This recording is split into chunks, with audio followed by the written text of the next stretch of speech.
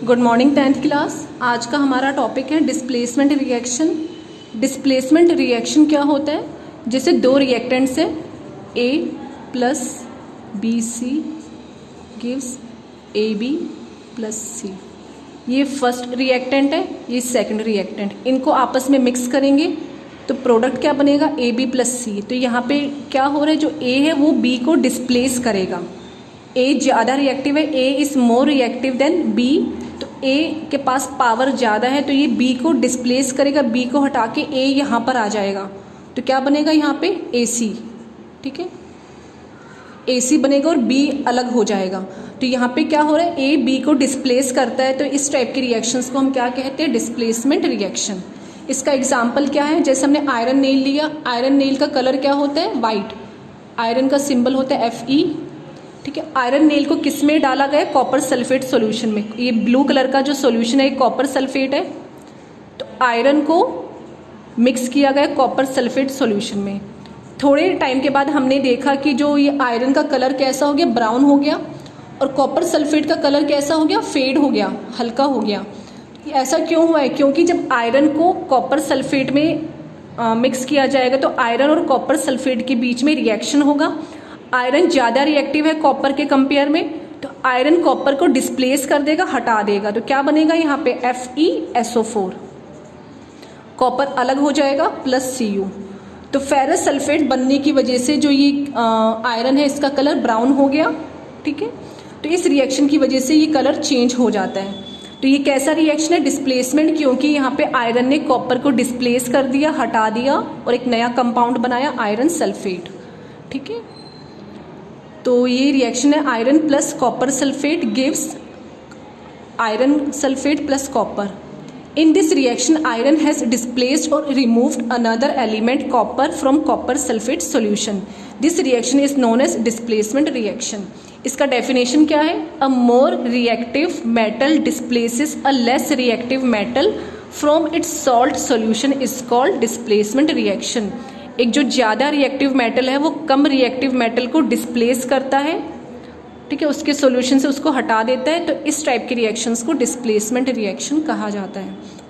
बाकी तो एग्जांपल्स देख सकते हैं। Zinc plus copper sulphate gives zinc sulphate plus copper. यहाँ पे क्या हुआ? जिंक को कॉपर सल्फेट में ऐड किया गया है। तो जिंक ज़्यादा रिएक्टिव है, ये कॉपर को क्या करेगा? डिस्प्लेस करेगा, हटा देगा। कॉपर अलग हो गया और जिंक यहाँ आ जाएगा। तो क्या बनेगा? Zinc sulphate plus copper. ठीक है, zinc is more reactive than copper. Next क्या है? Double displacement reaction. Double displacement में क्या होगा? दो आयंस का आपस में एक्सचेंज होगा। डबल यानी दो आयंस आपस में इंटरचेंज होंगे, चेंज होंगे। इसका एग्जाम्पल क्या है? जैसे हमने टेस्ट ट्यूब में, फर्स्ट टेस्ट ट्यूब में हमने क्या लिया? Barium chloride. सेकेंड में हमने लिया सोडियम सल्फेट। बेरियम क्लोराइड और सोडियम सल्फेट को जब मिक्स किया गया तो ये जो आयन है सोडियम और ये बेरियम, ये आपस में एक्सचेंज हो जाएंगे। बेरियम यहाँ आएगा और सोडियम यहाँ आ जाएगा। ठीक है, ये अपनी पोजीशन चेंज करेंगे। तो यहाँ पे दो बार डिस्प्लेसमेंट हो रहा है। बेरियम यहाँ आ रहा है, एक डिस्प्लेसमेंट, सोडियम यहाँ आएगा, ये सेकेंड डिस्प्लेसमेंट। इसलिए इसको डबल डिस्प्लेसमेंट रिएक्शन कहा जाता है। तो सोडियम जब बेरियम यहाँ आएगा तो क्या बनेगा? Barium sulphate. सोडियम यहाँ रिप्लेस होगा तो सोडियम क्लोराइड। ठीक है, ये कंपाउंड बनेंगे। तो यहाँ पे ये आयंस आपस में एक्सचेंज हो रहे हैं, that is why it is known as double displacement reaction. तो ये रिएक्शन जब होता है तो ये जो प्रोडक्ट बना है बेरियम सल्फेट, ये कैसे कलर का होता है? वाइट कलर का। सॉलिड फॉर्म में होता है वाइट कलर का और ये टेस्ट ट्यूब से चिपक जाएगा या फिर ये सॉल्यूशन में फ्लोट करेगा। तो ये जो व्हाइट कलर का कंपाउंड बनता है इसको हम क्या कहते हैं? Precipitate. This insoluble substance formed is known as precipitate. ठीक है, और जिस रिएक्शन में ये प्रेसिपिटेट बनता है उस रिएक्शन का क्या नाम दिया गया? Precipitation reaction. Any reaction that produces a precipitate can be called a precipitation reaction. ठीक है, तो ये डबल डिस्प्लेसमेंट रिएक्शन है और इसको प्रेसिपिटेशन रिएक्शन भी कहा जाता है क्योंकि इसमें ये इसका प्रेसिपिटेट बनता है, सॉलिड फॉर्म में बनाना ये।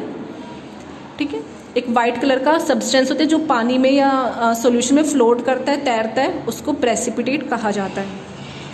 तो इसमें डबल डिस्प्लेसमेंट में बेसिकली क्या होता है? आयंस का आपस में एक्सचेंज होता है, अपनी पोजीशन ये चेंज करते हैं। तो इसका डेफिनेशन क्या है? Reactions in which there is an exchange of ions between the reactants are called double displacement reactions. ठीक है, अब नेक्स्ट टॉपिक है ऑक्सीडेशन एंड रिडक्शन। ऑक्सीडेशन क्या होता है? ऑक्सी का मीनिंग यहाँ पे ऑक्सीजन, ऑक्सीजन का ऐड होना।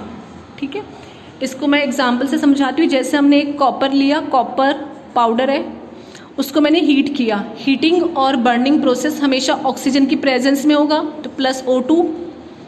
तो यहाँ पे क्या बनेगा? Compound copper oxide. ठीक है, एक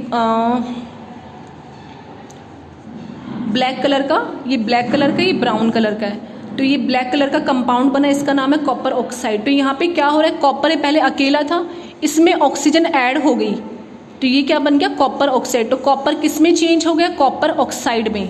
तो यहाँ पे क्या हो रहा है? कॉपर में ऑक्सीजन को ऐड किया गया, तो उससे कॉपर ऑक्साइड बना है। तो addition of oxygen is known as oxidation reaction.